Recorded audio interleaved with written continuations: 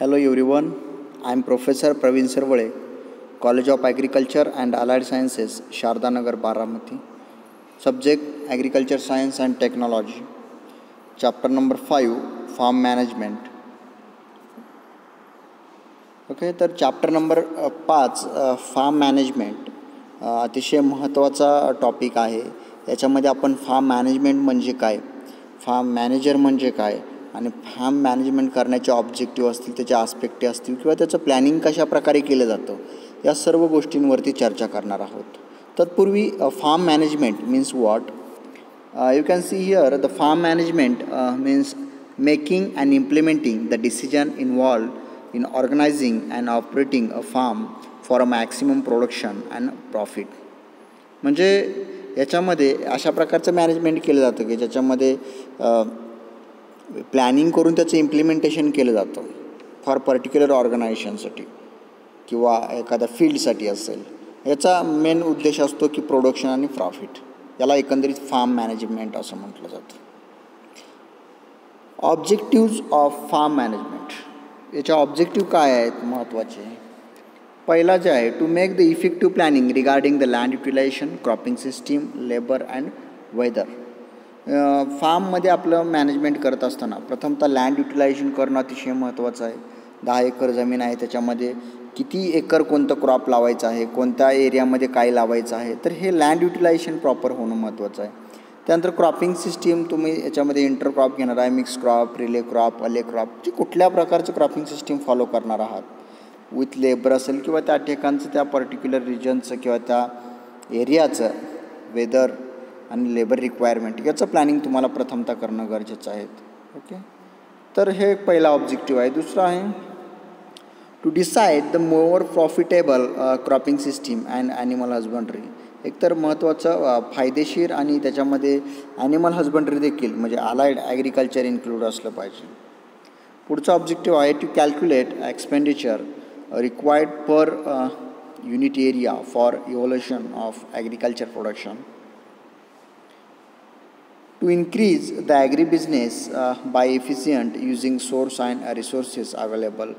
समजा तुमच्या एरियामध्ये नदी असेल म्हणजे पाण्याचा सोर्स असेल किंवा इतर काही रॉ मटेरियलचा सोर्स असतील, तर त्याचा तुम्ही इफिशियंट वापर कशा प्रकारे करता ते पण महत्त्वाचं आहे.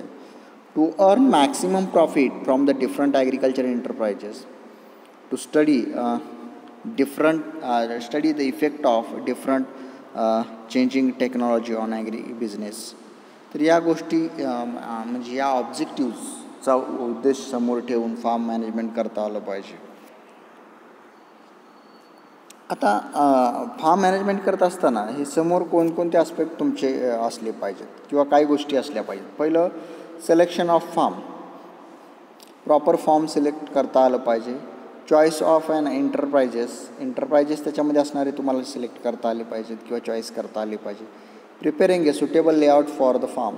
म्हणजे हाईटनुसार क्रॉप कुठे लावायचे, पल्सेस असले पाहिजे, लेग्युम असले पाहिजे, सिरियल असले पाहिजेत किंवा ऑइल सीड क्रॉप असले पाहिजेत किंवा क्रॉप रोटेशन कशा प्रकारे होईल, अशा प्रकारचं तुम्हाला लेआउट करता आलं पाहिजे. Formulation of cropping scheme and calendar of operation proper बनवता आलं पाहिजे. म्हणजे प्लॅनिंग असेल किंवा कॅलेंडर ऑफ ऑपरेशन जर असेल तर तुम्हाला काम करायला सोपं जातं. Equipping the farm with necessary input. जे तुम्हाला लागणारे इक्विपमेंट्स असतील, टूल्स असतील, इम्प्लिमेंट्स असतील, ते प्रॉपरली अवेलेबल असले पाहिजेत. मॅनेजमेंट ऑफ फार्म लेबर हे पण अतिशय महत्त्वाचं आहे. तुमचा खूप मोठा एरिया आहे, त्याच्यामध्ये तुम्हाला वेगवेगळे लेबर वेगवेगळ्या कामात डिस्ट्रीब्यूट करता आले पाहिजे, त्यांचं इफिशियंट युटिलायझेशन झालं पाहिजे. Maintains farm record to work out cost of cultivation of major crops, profit and loss stated of the farm. त्यानंतर maintain records for seeking certificate for export. सगळं रेकॉर्ड तुम्हाला मेंटेन करता आलं पाहिजे. आणि रिसोर्स कॉन्झर्वेशनमध्ये तुम्हाला मल्चिंग असेल किंवा जे काही तुम्हाला रिसोर्स कॉन्झर्वेशन करण्यासाठी किंवा वॉटर कॉन्झर्वेशन करण्यासाठी घटक करावे लागतील, ते त्याचं मॅनेजमेंट तुम्हाला करता आलं पाहिजे. हे करत असताना फार्म मॅनेजर म्हणून जो पर्सन असेल किंवा तिथला व्यक्ती असेल तर त्याचा रोल अतिशय महत्त्वाचा आहे. फार्म मॅनेजर म्हणजे काय पाहूया आपण. Farm manager is an employee who is paid to manage a farm और अ ग्रुप ऑफ फार्म. असा व्यक्ती की ज्याला पैसे देऊन एखाद्या फार्मवरती किंवा एरियावरती त्याचं मॅनेजमेंट किंवा त्याचं देखरेख त्याच्या अंडर चालली जाते, त्याला एकंदरीत फार्म मॅनेजर असं म्हटलं जातं. जर आपला एरिया जास्त असेल 100 एकर 200 एकर, त्या ठिकाणी फार्म मॅनेजर असणं गरजेचं आहे. म्हणजे त्याला पैसे देऊन त्या ठिकाणी तो त्या ठिकाणचं प्लॅनिंग असेल किंवा त्यातलं वर्कआउट जे चालेल डेली, तर त्याच्यावरची तो देखरेख ठेवेल.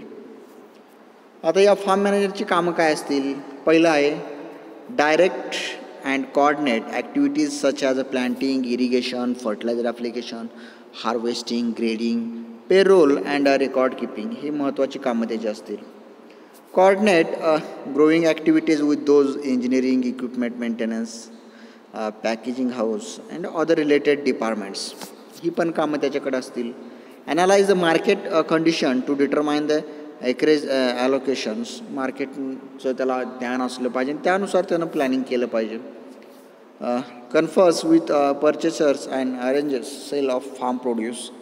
मार्केटिंगची जी पूर्ण सिस्टीम किंवा चेन त्याला प्रॉपर हँडल करता आली पाहिजे. Inspect equipment, determines maturity periods of a crop and estimate potential crop damage from weather. Negotiation with banks to obtain credits, evaluation of financial statement of making the budget possibly proposals. तर या काही गोष्टी आहेत form management करण्याच्या किंवा form मॅनेजरच्या, तो याच्यावरती वर्क करू शकतो. फार्म लेआउटमध्ये काय असलं पाहिजे बघा. फार्म स्टेड और फार्म बिल्डिंग एक महत्त्वाची आहे. Number, size, shape and arrangement of field तुमचं असलं पाहिजे. म्हणजे प्रत्येक प्लॉटला नंबरिंग, त्याचा साईज, त्याचा लेआउट तुमच्याकडे असला पाहिजे. Other structure including the threshing floor, farm road, barns, manure pit, irrigation, drainage channel, farm fencing, या फार्म लेआउटमध्ये या गोष्टी असणं गरजेचं आहे.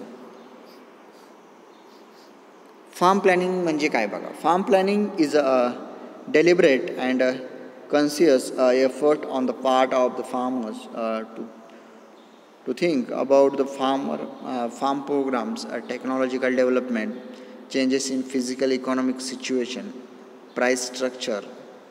It is a major economic content into the farming business. Okay, that is the farm planning. And what are the advantages of this farm planning? In that first one is a income improvement. म्हणजे form planning केल्याचे फायदे काय आहे. एक तर तुमचं income वाढेल, educational process होईल, त्यानंतर डिझायरेबल ऑर्गनायझेशन चेंजेस त्याच्यामध्ये काय असतील ते होतील.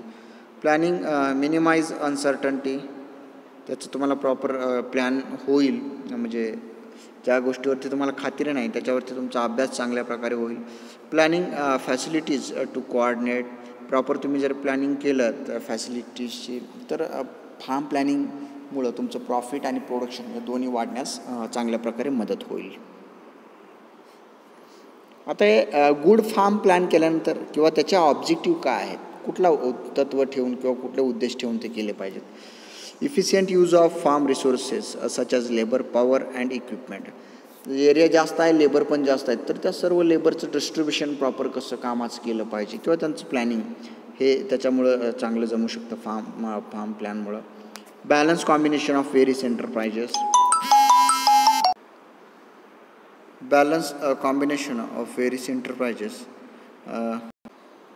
avoidance of excessive risk and provisional flexibility, then use of farmers' knowledge and training and experience, then use of efficient marketing facilities, and use of latest agriculture method and practices. These are the objectives of good farm plan.